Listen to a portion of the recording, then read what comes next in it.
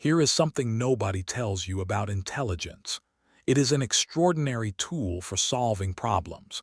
But in the wrong hands, or rather, in the wrong moment, it becomes the most sophisticated procrastination machine ever built. Because a sharp mind doesn't just avoid things lazily, it avoids them brilliantly. It constructs elaborate, internally consistent, completely convincing reasons why now is not quite the right time, why the plan needs just a little more refinement, why the risks haven't been fully mapped yet. It dresses delay up in the language of diligence, and it does it so convincingly that even the person doing it rarely notices what is actually happening. Harrison noticed, but only after years of being outwitted by his own mind. He was, by every external measure, one of the sharpest people in any room he entered.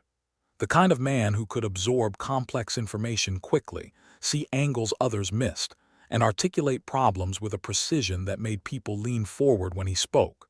His colleagues respected him. His managers flagged him as someone going places.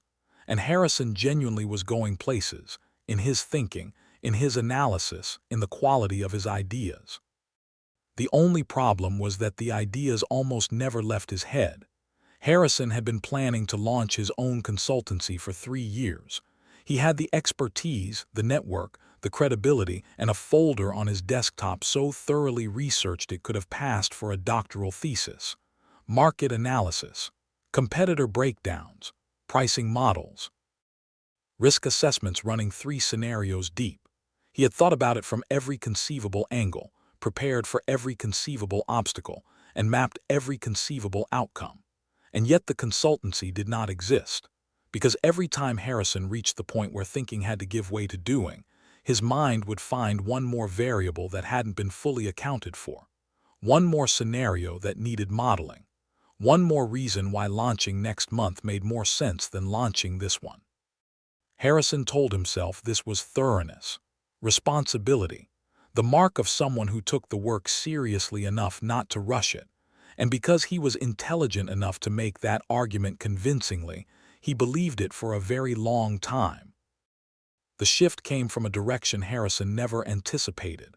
He had been invited to speak on a panel at an industry event, something he was genuinely good at and comfortable doing, and he arrived early to find the other panelists already gathered in a side room.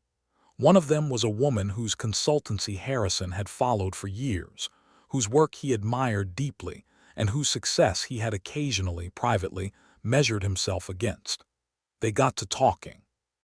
And at some point, Harrison mentioned, with the self-deprecating ease of someone who has made peace with a thing they haven't actually made peace with, that he had been planning to launch something similar for a couple of years now. The woman looked at him with an expression that was not unkind but was absolutely direct and said, "What are you still planning?" Harrison gave her the answer he always gave. The timing, the variables, the remaining pieces that weren't quite in place.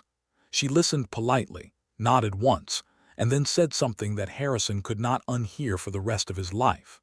She said, "Harrison, at some point the planning stops being preparation and starts being permission. Permission to never find out if you were actually good enough." The panel happened.